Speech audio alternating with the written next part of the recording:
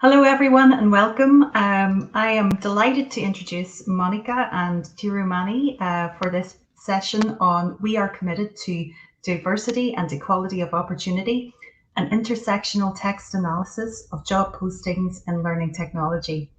Teeroumanee and Monica are part of the newly formed Anti-Racism and Learning Technology Special Interest Group, which they'll be referring to in their presentation. So without further ado, I would like to hand over to Teeroumanee and Monica for the presentation. Thank you very much. Thank you, Emma. Thank you. Hi, everyone. Teeroumanee, would you like to go first and introduce the subgroup of the anti-racism? Yeah, indeed, Monica. So Emma has very briefly mentioned that we're now an approved SIG, hooray, as part of the subgroup. So we are the Recruitment and Development subgroup, and this presentation today is from the team. You can see the team members here. We've got some of them who are in the audience, some can't quite join us, but they're all very much part of the team. You can also contact us via the email address that I've added on the slide, and there's a website link, and there's also a Twitter hashtag that we use currently. On the next slide, please. Thank you. So we are part of this year of the SIG, which was, the SIG is new, but we've been a group existing since November 2020.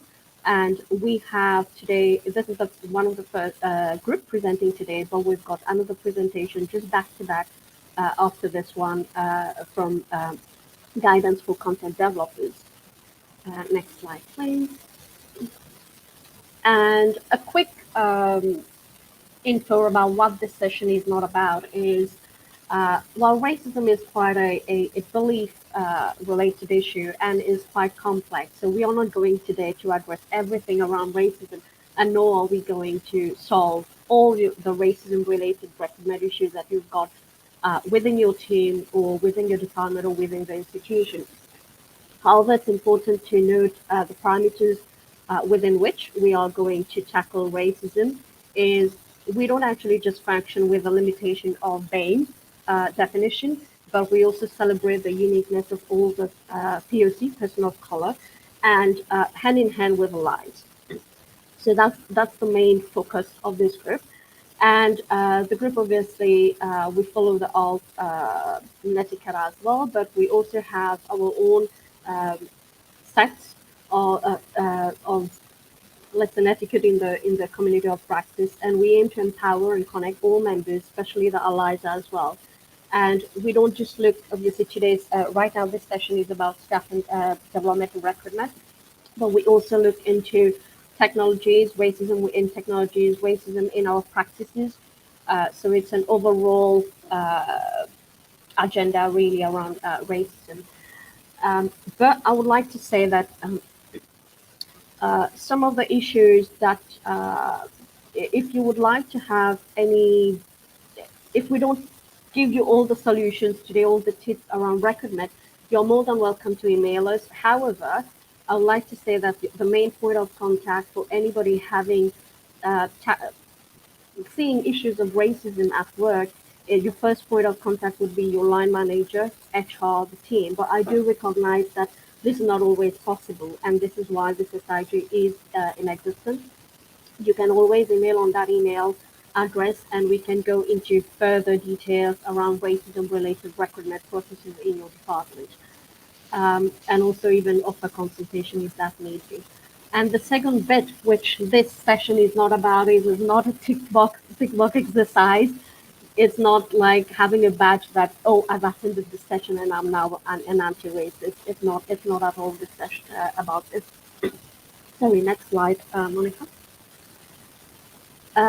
So what this session is about telling things as they are. For those of you who can't quite see the picture, and I've put from George Orwell, he said, if liberty means anything at all, it means the right to tell people what they didn't want to hear. And around this, whenever I do start these sessions around anti-racism, I always mention that there might be emotions coming up during some of the topics that we discussed, feel free to take a break, or you don't need to comment if you don't feel comfortable. You can always reach us later on. But we do have some Padlet questions. I've made sure that it's actually not going to be, I'm not going to share the actual Padlet script. So you can actually post there without any fear that somebody else in your team or you know, if you're having issues that will see that. So by the end of the session, next slide, please. By the end of the session, we would have identified some of the languages and phrases mostly that we use when we deal with presentation, in job interviews, application, and all the stages of recruitment, basically. And we'll give you tips and pointers, and you'll find out, you'll learn from it. Hopefully, you'll learn a lot from it. And we will be having other sessions also post this, because this is just an introduction to recruiting in a way which is anti-racist. Next slide, please. Sorry, slide 7. Yeah, slide 7. Yeah.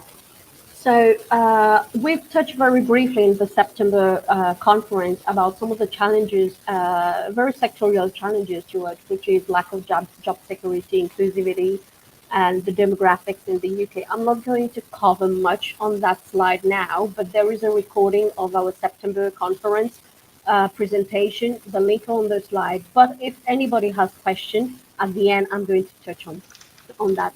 Sorry, I'm losing my voice. I'll now leave the floor to Monica, who's going to actually talk about some text analysis. Right, thank you, Teeroumanee. Okay, so I guess I'll start with my motivation to do this. I recently was on the search of jobs, and I was obviously reading very much in detail the job descriptions. And it occurs to me there are a lot of language that personally it puts me off as a person of color, as a woman of color as well. And I like to approach things with frameworks. And I'm sure you're familiar with intersectionality. So this framework was created by Kimberly Crenshaw, and it was back in the 80s, 90s. She developed this to address the inequalities and the systems of oppression in America that women of color, Black women, faced in the legal system. So this is a lens that I think we could all apply when creating job posting. So to me, it's about applying this and understanding that is not one homogeneous um, job posting or language that you should be using, but that you should consider people from an intersectional point of view. And that means not only confined to the realms of race, but also of sex, disability, and other protected characteristics, which the Roman is going to list in a minute. Okay, so this is the framework that from which we're approaching a very brief text analysis. So this is the beginning of a project I'm doing, analyzing the language, because I have a background in applied linguistics. So I'm fascinated by language and the context in which it operates. So I have given you a definition here in the slide. So it is about exploring the social inequalities, people's lives, and the power, the hidden power structures, and how a particular group of people benefit in the hierarchy of power. And intersectionality is the lens you should be applying to bring a different perspective, more varied into the experiences of people. You can't just define a person by one identity. We have multiple identities. And I include an example from Besh. If I mispronounce it, please correct me. I did my best to find the correct pronunciation of this name. I believe it's Bosnian, if I'm not wrong. So, for example, a Muslim Bosnian female on the age of 30 has multiple identities. She's Muslim, she's Bosnian, she's a female, is under the age of 30. So they do not exist in a vacuum, but they bring a whole rich experience. And you have the onion, the intersection onion, which I found really helpful. In the slides, you can see you can have a look at the paper if you have access. If you don't have access to research articles, please email me and I'm happy to share a copy with you. Before I forget, intersectionality is not something that was invented in America or in Europe. This has been around for a long time and has been, you can find this kind of ideas in Indian texts as well. That I just wanted to mention that to decolonize my research approach as well. Okay, so I'm offering two examples of an initial text analysis of what the kind of language that are used in the job advertisements. So, for example, one particular piece of a sentence that strikes me is the development opportunities for underrepresented groups. So this sentence tells a lot. I think it sends the message that there is something deficient or lacking in underrepresented groups, when in reality, I think it is the majority who make HE who should be taking the development opportunities. And when you use this kind of language, you're sending the message that you are deficient and you have to make up for that deficiency when entering this job. I offer a different perspective. We support line managers, for example, or senior leadership in developing the management skills necessary for managing people of color or whatever your protected characteristic. If you want to list all of them, that's absolutely fine. And you can explore the concept of Power's concept of space invader. And this is very much about bodies out of place in a white environment. The second example, awareness of the national context in which higher education operates. We know it is a predominantly white environment, especially in positions of power. This makes reference to networks in between the lines, and networks that are, of course, predominantly white, male, straight, and able. So alternatively, you could acknowledge that perhaps there is not much diversity in that you are very welcoming of alternative networks to diversify. And of course, the power is in the things that you don't say. I think I would like to see, as a person of color and as a woman, I would like to see the numbers, like how many people of color are you employing? What's the progression rates? How many people have left your institution? um, and the reasons. And if just an acknowledgement that perhaps you're not where you are, but you would like to be, that gives me a sign of authenticity. And of course, you have to operate within the parameters of HR. But if you are in a position to make this kind of decisions or influence, I urge you to consider this tweaking of language. Okay, so that's all for me. Teeroumanee. Thank you, Monica. So some of the we actually have a series of exercises now. If you could join Padlet, as I said earlier, I'm not putting it in YouTube because this is a recorded session and people might feel uncomfortable with that. Um, and we're going to cover a series of questions. And if you could just write your answers, there's no right or wrong answer, and just put what you think it is at the moment. So the first one, I don't know if anybody has joined yet. Monica and Mark, feel free to join in the Padlet session as well and put your answers if you want. I have put the Padlet in the private chat, so it should be shared in the comments in a minute. Yeah. Okay, so the first question is if you can post in the chat if you haven't got access to it. At what stage does recruitment start? So can you put your answer in the chat? What do you guys think? When does it start? Oh, there is the Padlet. Yeah. And the second. Yeah, I'm going to give you like 2 minutes to just think about it. There's no right or wrong answer, otherwise we wouldn't be an SIG existing here and talking today. So send your answers, and whatever they are, we are going to discuss it now. Okay, somebody has put when you're thinking of the resource you need. Another one has put at the point where you realize you need someone to join the organization. I'll wait for the full 2 minutes before we might get some more.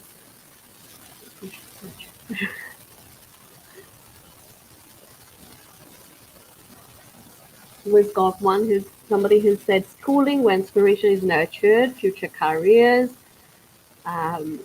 Somebody has put when you as a team realize there's too much work to do when discussing the vacancy requirements, when you have a staff vacancy role to fill a project and planning.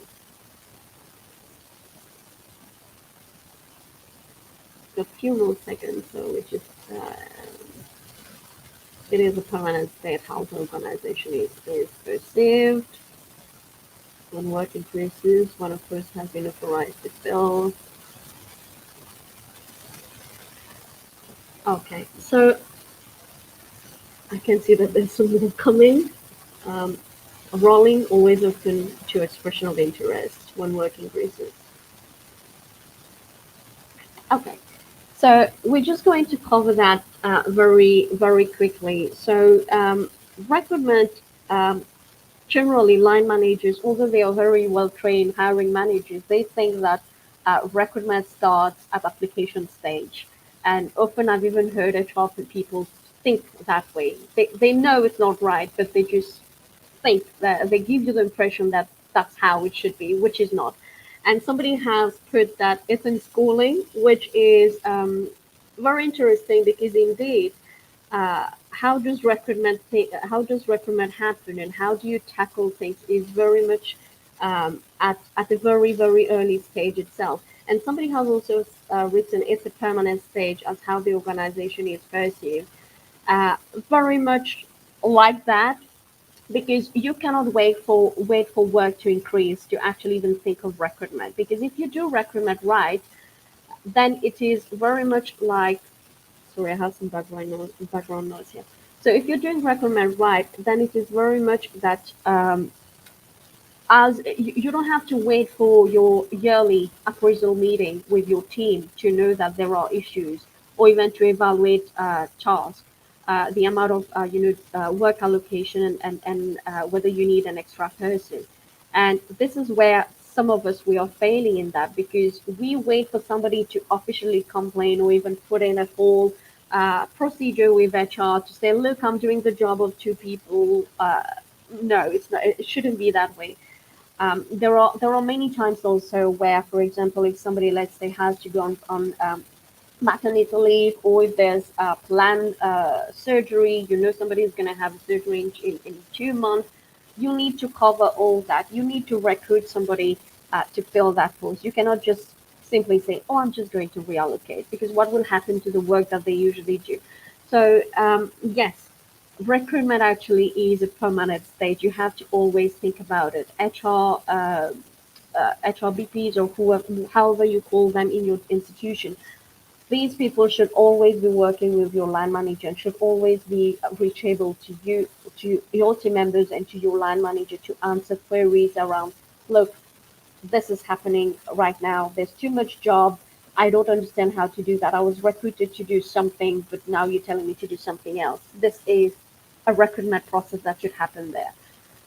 I'm going to now go on to the next Padlet question. I see that there's a lot of people who already filled it in. So I'm just looking at my slides there, and you've got it right. There are nine of them. Many people though do remember the 9, but then forget the list of them. And it's very important. What Monica has just explained about text analysis and intersectionality is, it's important for us to always have this in the background. I don't know whether it's about printing them on and put on your wall. The reason being is, whenever we are communicating with our team members, whenever we are recruiting, all our work that we are doing, whether it is us working from home or us working in the office, we need to be aware of those protected categories, because these will then lead to a better communication. It will very much dictate our behavior and interaction with others. And if we are used to interacting, or we have our own perception from, of, let's say, race, then we will mess up in our interaction and communication. So I've just dropped. Can someone please post the link to the WordPress as well in the Padlet, maybe, and in the comments? Thank you, Monica. Thank you very much. I'm switching back to the Padlet. Sorry, yeah, we haven't got. Somebody has written slightly differently in Australia because we add First Nations people. Yeah, I do agree with that. So protected categories is not exactly fixed. Is not exactly defined by one thing for all the whole world. No, it changes obviously in countries where you will have let's say I'm currently in Mauritius, and in South Africa, if you look at African countries, we have a different definition for our protected categories. And even when we look at racism, we look at it differently. Like if you go into Asia, let's say India, Pakistan, it's very religiously entangled. With racism is very religiously entangled, so you'll have to look at it and define it very differently, and even your protected categories. So that's right, whoever wrote that comment about Australia in the Padlet. We're now going to go on to the next Padlet exercise, which is example of biases during application. Somebody has already commented, but I'm just going to give 2 minutes for all of you to have the opportunity to write what are your thoughts. And as you can see, it's anonymous, so you don't have to worry about what's if somebody is going to see your comments and then say, oh, you didn't know about these things, how can you say about these things? So example biases during application. So somebody has written, she's got their qualification but not enough experience despite being in a similar post. So ignore women mainly seen as okay. Another comment is when the word reset is used with regards to required experience. That's a very funny one actually, because it says 3 years reset experience can exclude those out of maternity and caring periods. You've hit on that, whoever put that note. Working in an edtech role in another country but does not understand the context of the UK, so not employing. That's also, these biases are very true and are happening as we speak. So they are not things that are non-existent and that have just come out from somebody's mind. So older women in technical roles, assumptions of character based assumption of character based on characteristics. I agree with all of these because, as I said, these are happening in the UK. And somebody, I'm not going to mention the name, I just had a chat, it was this month, who said that their line manager didn't even know what POC meant. And I knew line managers who don't even know what BAME, whether BAME is an acceptable word or not. And these are line managers who've had all the training that they are provided by HR in the institution, and some of are highly paid external training, but yet they don't know that. We often assume that line managers have all the answers, and we often assume that HR also knows it all, or even our legal team knows it all, which is an assumption that we should stop having, because they don't have all the answers, and many times they don't know everything. Somebody has mentioned about this 3 years recent experience. There's also some of the languages that you see in application are things like 10 years experience. So yes, the younger staff, what happened, the younger applicants who just left university and who fulfill these responsibilities, but we tend to have this bias perception that somebody with 10 years experience will exactly know how to do it.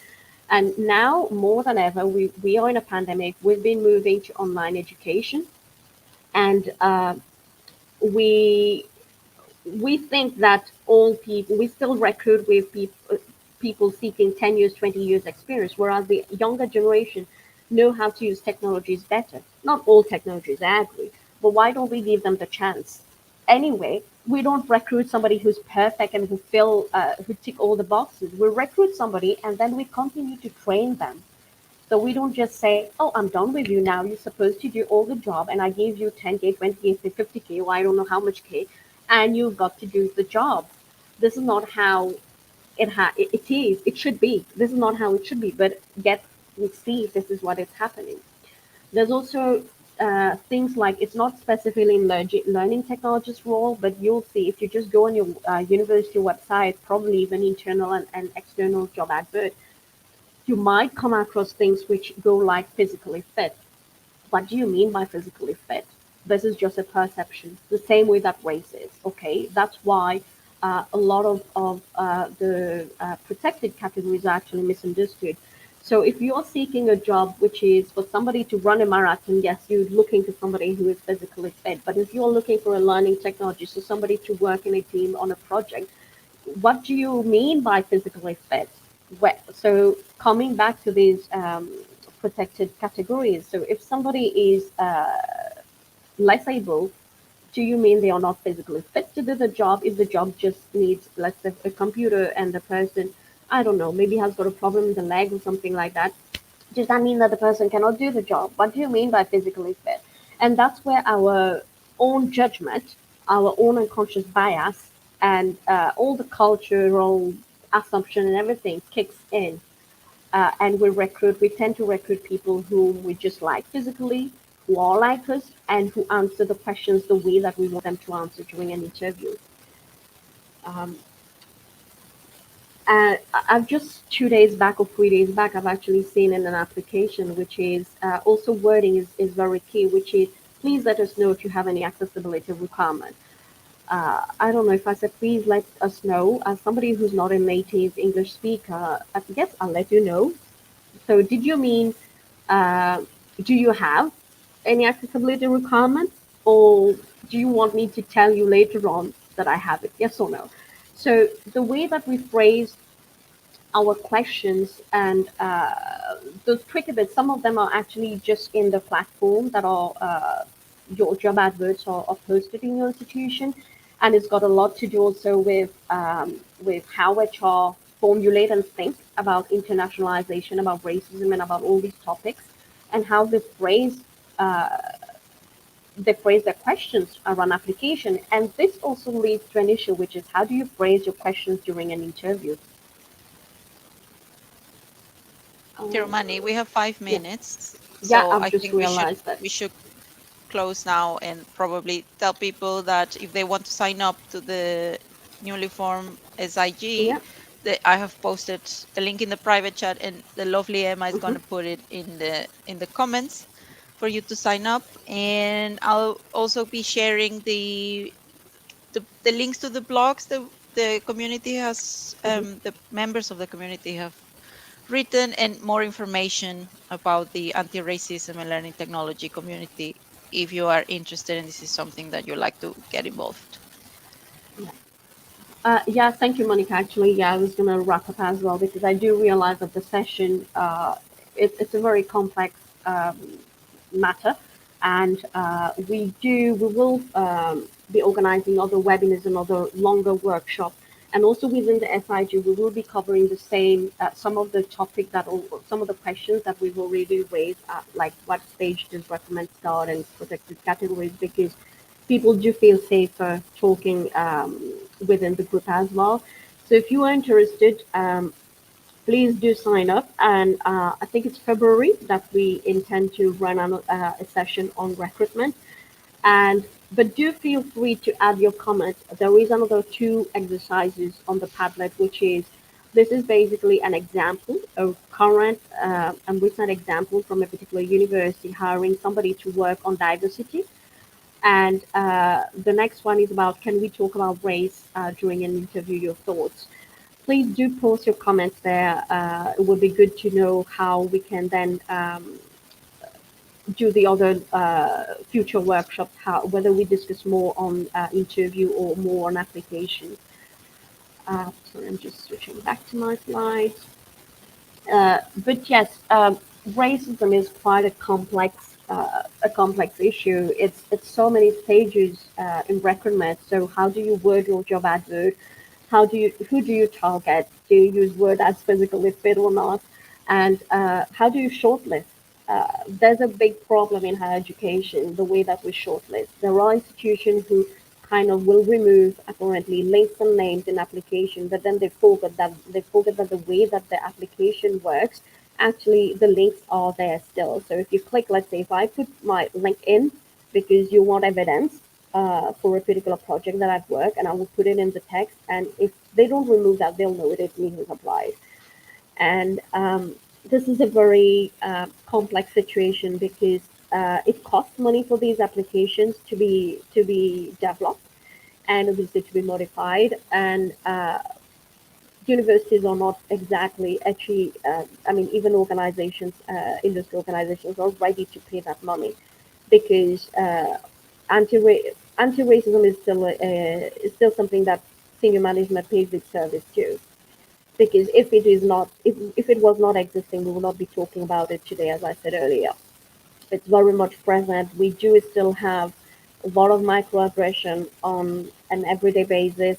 There are people who tell stories that are really, really hard to listen, and it's hard to even imagine.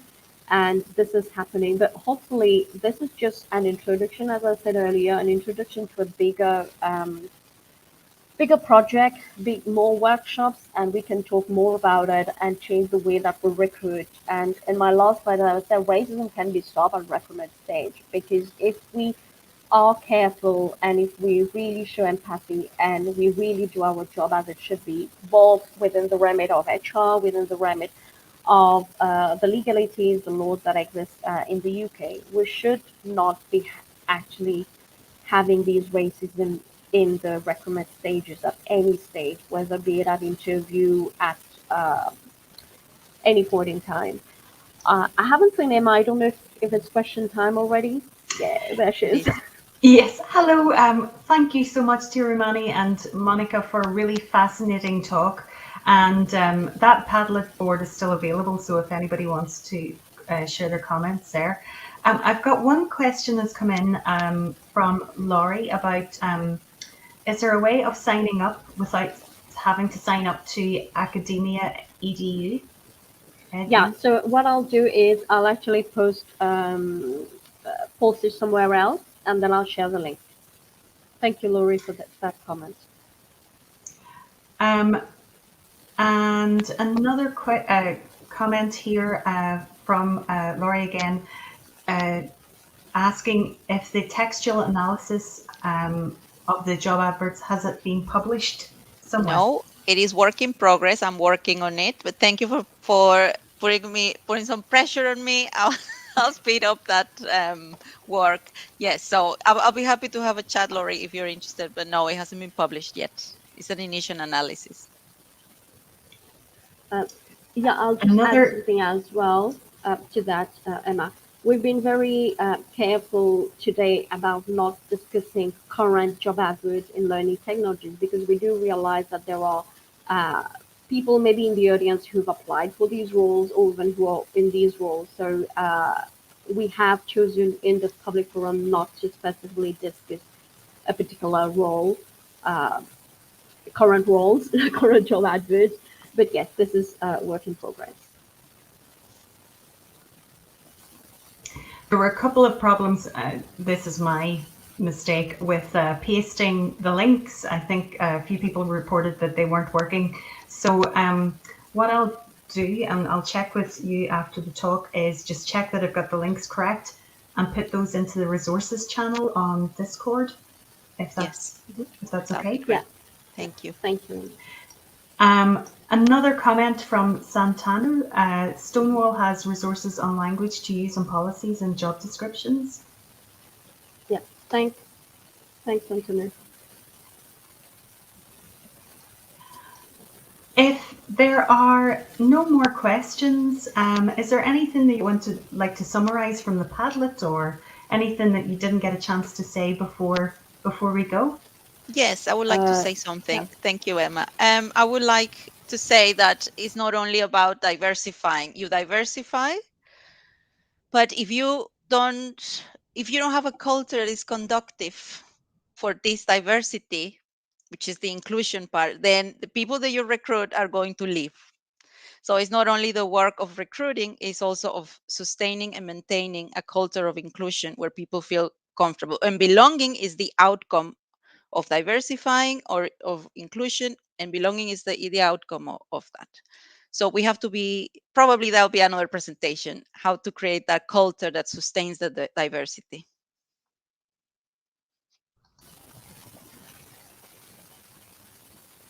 Yeah, thank you, Monica. I Would just you saw a like to- comment from Vasant as well, from Santanu about looking at the hidden disabilities as well, and this is why it's so important to have our interaction proper and to think of these 9 categories all the time. And by the way, there's not just 9. The law is Equality Act, which is itself, the name is not so right, and it has just 9 categories, but there are so many. We all varied, otherwise we'll be clones of each other, and this is where we keep getting wrong because we just think of roles, we don't think of the person behind it.